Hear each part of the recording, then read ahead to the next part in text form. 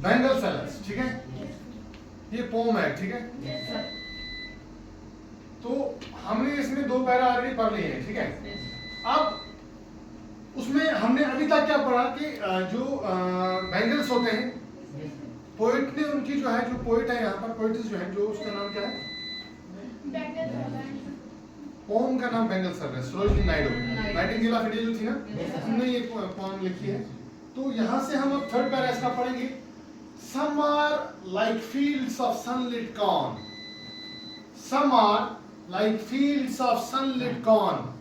Corn का field किस तरह के? कॉर्न का फील्ड किसको बोलते हैं हम? कॉर्न, C-O-R-N, कॉर्न, कॉर्न, मकई का फील्ड का खेत। Some are, या फिर कुछ बैंगल्स क्या होते हैं? Some are like fields of sunlit corn.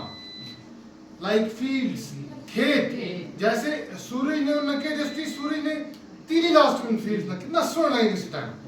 मतलब यहाँ पर मतलब यह है सनलिट का कि जहाँ पर सूरज की रोशनी पड़ी वो कितनी सोनी लगे मकई, नहीं लगती?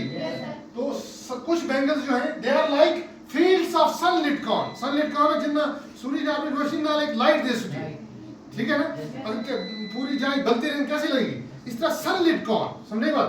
अच्छा, यहाँ पर एक बात याद रखिएगा कि आपने क्रॉप पढ़ा होगा, क्रॉप फसल, क्रॉप, मेज crop, this paddy crop. Crop हो गया है कि किस्म का बूटा जितना ना खासा जी जिसलिए असली लेंगे कि हम लगाते हैं, क्या लगाते हैं हम? पैडी क्रॉप लगाते हैं, धान की फसल लगाते हैं ना, एक ही किस्म के प्लांट्स होते हैं। यहाँ पर भी आपको एक ही किस्म प्लांट मिलेंगे।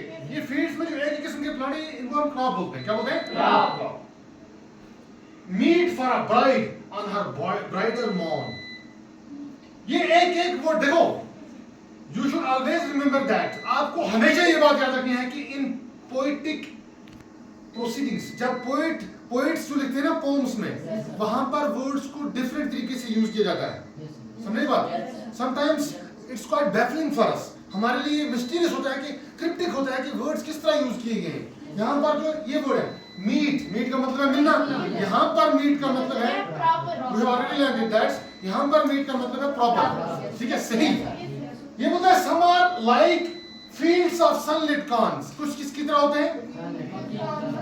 एक खेत होते हैं जिनमें सूरज की रोशनी पहले को लगे, जी उन्हें तीली लास्ट में ना, मतलब ऐसा खतरनाक चमकते हुए। मीट हो गया जो फिट है, प्रॉपर है, फॉर अ ब्राइड, किसके लिए? एक ब्राइड किसको बोलते हैं बेटा? दुल्हन के लिए। किसके लिए? दुल्हन के लिए। On her bridal morn, morn यहाँ पर MORN मॉर्न जो है ना, यहाँ इसका मतलब है पोएम में, पोएटिक वर्ड है ये जो पोएम्स में यूज किया जाता है, सॉरी, उसको बोलते हैं मॉर्निंग। इस यहाँ क्या मतलब है इसका? ये मॉर्न जो हम यूज करते हैं असली में इसका पोएम्स में यूज किया जाता है, पोएटिक वर्ड है, उसको बोलते हैं मॉर्निंग, सुबह। कहते हैं कि ये कुछ बैंगल्स ऐसे हैं, some are like fields of sunlit corn, जैसे एक सूर्य की रोशनी जिन फील्ड्स पर पड़ी है ना, कुछ उसकी तरह है कॉर्न के फील्ड्स जो होते हैं। मीट जो प्रॉपर है, एप्रोप्रिएट है ना, आइडियल है, परफेक्ट है, फॉर अ ब्राइड, एक दुल्हन के लिए, ऑन हर ब्राइडल मॉर्न, उसके जो दुल्हन को जो अपनी जो उसकी दुल्हन बनती है, जो सुबह होती है नई, उसको यहाँ पर मॉर्न का मतलब है मॉर्निंग, जो उसको नई सुबह होती है उसके लिए वो प्रॉपर है, मीट है। Some like the flame of her marriage fire. Some जो आग जलती है ना, किसमें? शादियों में, देखा आपने? हाँ, हमारी शादी में जलती है। चलो कंसिडर करें आप, असि चरा दी वो कर सा कंसिडर जो हम वो वाजवान पकाने में लगाते हैं। यहाँ पर आप इमेजिनरी कंसेप्ट भी बना सकते हैं, पोएटिक कंसेप्ट भी बना सकते हैं कि एक आग होती है, मतलब ऐसा एक फ्लेम्स होते हैं जहाँ पर खुशी खुशी होती है, कुछ उसकी तरह है। फ्लेम किस तरह की? कैंडल देखिए, कैंडल के ऊपर जो जलने वाली आग होती है उसको फ्लेम बोलते हैं। अगर हम कहीं पर बोन फायर चलाते हैं, बोन फायर याद रखना, BON बोन लिखो, bone fire, BONFIRE, bone fire. आप अगर जंगल में जाएंगे ना, आप लकड़ियों को इकट्ठा करते हैं, उसमें आग लगाते हैं, आसपास बैठते हैं, उसके अराउंड बैठते हैं, वो बोन फायर, समझे बात? तो कुछ उसके ऊपर जो आग बलती है ना, जब आग जलती है बेटा, जो आग जलती है ना, उसके ऊपर वो जो अगूता छोरा नहीं उठता, उसको फ्लेम बोलते हैं। कुछ उस फ्लेम की तरह है, जो उसकी मैरिज पर आग लगी उसकी फ्लेम की तरह है। बैंगल्स के बारे में बोल रहे हैं, क्योंकि बैंगल सेल है ना। और rich with the hue of her heart's desire, or rich with the hue of her heart's desire. अच्छा मुझे बोलो बेटा, डिजायर किसको बोलते हैं? Dzire,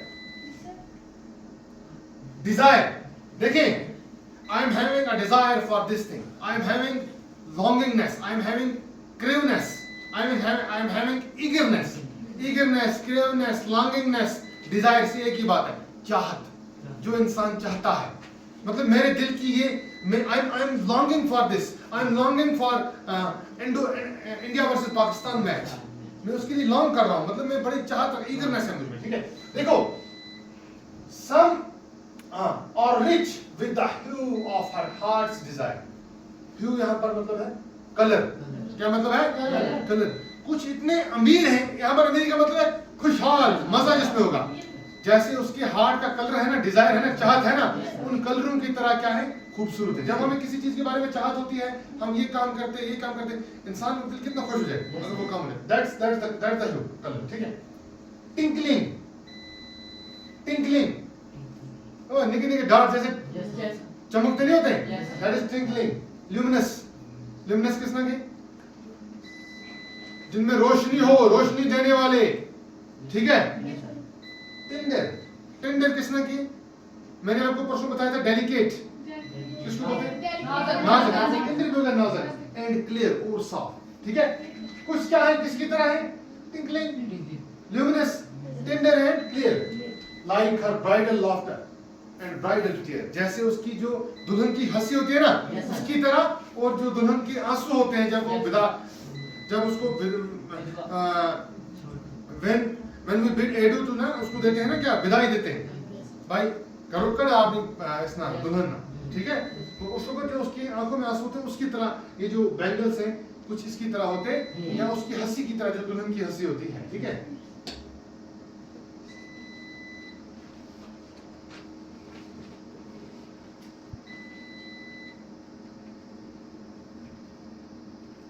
Some are purple. Some are purple.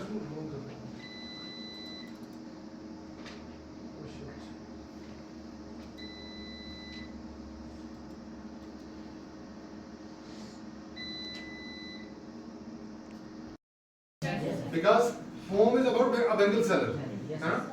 Who goes from place to place, जो एक जगह से दूसरी जगह जाता है, और sell his or her bangles, ठीक है? Some are purple and gold flecked grey. कुछ पर्पल हैं या फिर गोल्ड, जैसे गोल्डन डार्ट्स होते हैं ना किसी चीज पर, गोल्डन कलर के डार्ट्स उसकी तरह है।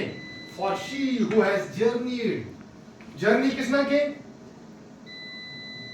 Through life midway. For she, उसके लिए, for she, उस औरत के लिए, who has journeyed, जिसने सफर किया है, जर्नी किसना के? सफर, through life midway, दरमियान में जिंदगी में, मिडवे हो गया दरमियान, और मिडवे हो गया दरमियान के रास्ते में, उसने, उसके लिए है जिसने अपनी जिंदगी का सफर, आधी जिंदगी का सफर कर लिया, शादी होती है, फिर आधी जिंदगी हो जाती है, फिर उसके बाद बच्चे होते हैं, तो आधी जिंदगी तो बचपन, जो जवानी थी वो खत्म हो गई ना, अब इसके आगे एक नया फेज स्टार्ट हो जाएगा, ठीक है? Whose hands have calloused,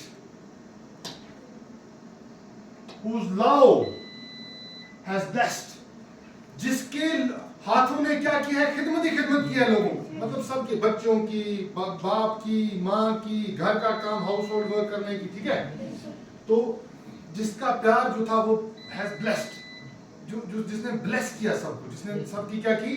blessed, ये वर्ड ब्लेस का यूज हुआ है, BLESS, God bless you, stay blessed, वो ओके ना? तो जिसके प्यार जो था वो सबके लिए क्या थी? एक रहमत थी, ठीक है? समझ नहीं बात? तो सबके लिए एक मतलब सेटिस्फैक्शन थी, सोलेस थी, ठीक है? And cradled fair sons on her faithful breast, और उसने मतलब लोरी दी, लोरी, लैब किसना के? लैब झोली में, लैब किसना के? अपने सीने पे अपने बच्चों को झूला कौन देती है? माँ ही देती है ना, तो वही औरत है, उसी के लिए ये बैंगल्स है, ठीक है? क्रैडल को मतलब है झूला देना, ठीक है? And serves her household in fruitful pride, और अपने घर का काम, घर का जो भी घर के रिलेटेड वर्क होता है, हाउस होल्ड वर्क, अच्छा, जो भी घर के काम होते हैं, ठीक है? अपने बच्चों के साथ बच्चों को नर्सिंग करना, अपने बीमारों की नर्सिंग करना, ठीक है, तो वो उनको सर्व करती है विद इन फ्रूटफुल प्राइड, एक मतलब ऐसी प्राइड, फख्र से कि जिसमें आगे हमें क्या मिलते हैं, फ्रूट मिलते हैं, इसका फल हमें आगे मिलता है, ठीक है। And worships the gods at her husband sides, वो उसी के लिए है जो जहां अपने हस्बैंड जिस फेथ को उसके हस्बैंड मानते हैं ना, फॉर एग्जांपल मुस्लिम अगर हस्बैंड होगा जब, या फिर कोई किसी भी रिलीजन की एक फीमेल होगी, वो अगर किसी मेल से शादी करेगी जो दूसरे रिलीजन का होगा, तो उसी का मजहब बाद में मेजॉरिटी जगह पर अपनाती है ना, जरूरी नहीं भी अपना सकती, ठीक है। We are living in a democratic country, therefore we are having prerogative to practice our own religion. कोई हमें फोर्स नहीं कर सकता भाई आप किस रिलीजन में जाएं, सेक्युलर कंट्री में हम रहते हैं, ठीक है। तो वो वर्शिप भी किन गॉड्स की करती है, जो उसके हस्बैंड, जो जिनकी जो वर्शिप है उसका हस्बैंड। ये किसने लिखी है पोम? सरोजनी नायडू, जिनको नाइटिंगेल ऑफ इंडिया भी बोलते हैं, ठीक है। सुनिए बात, दिस वाज योर पोम। तो अगर आपको अब हम थोड़ा सा इसको रिवाइज करते हैं बेटा,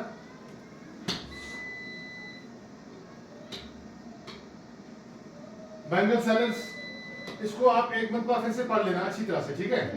always remember that English is not about rote memorising questions and answers, infusing questions and answers in a rapid manner, but always remember that you have to infuse words, you have to infuse vocab, you have to infuse such tactics which are impetus for communicating skills, ठीक है। आपको ऐसे tactics embrace करने हैं, अपनाने हैं, जिससे आपकी कम्युनिकेशन स्किल अच्छी हो जाए, इंग्लिश बोलनी आ जाए, इंग्लिश पढ़नी आ जाए, ठीक है, इंग्लिश लिखनी आ जाए। Two things are there, one thing is reading and writing and another thing is reading and writing with comprehension।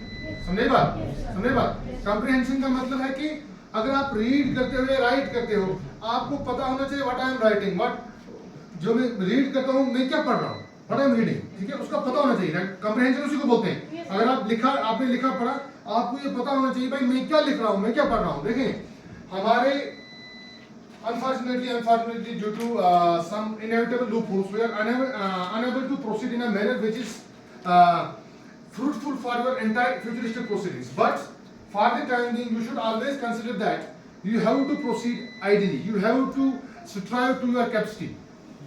आपको मेहनत करनी है। मेहनत इस तरह से, देखो क्या मसला होता है, हम कभी कभी ये देखते हैं कि हमें एसेज याद करने पड़ते हैं, एप्लीकेशंस याद करनी पड़ती है। अगर आपको रीडिंग एंड राइटिंग कॉम्प्रिहेंशन से आ जाएगा, लिखना आ जाएगा इंग्लिश, आपको ऐसे याद करने की जरूरत है? अगर आपको बोलूंगा मैं चेयर पर लिखो, आप लिख सकते हैं, समझे बात। फॉर एग्जांपल मैं बोलूंगा काउ पे लिखो, काउ इज अ मैमल, अगो शाबाश, हाँ लिख सकते हैं भाई, उसकी 4 टांगे, उसको इंग्लिश में करना है खाली, और क्या है, ठीक है, समझे बात। ओके।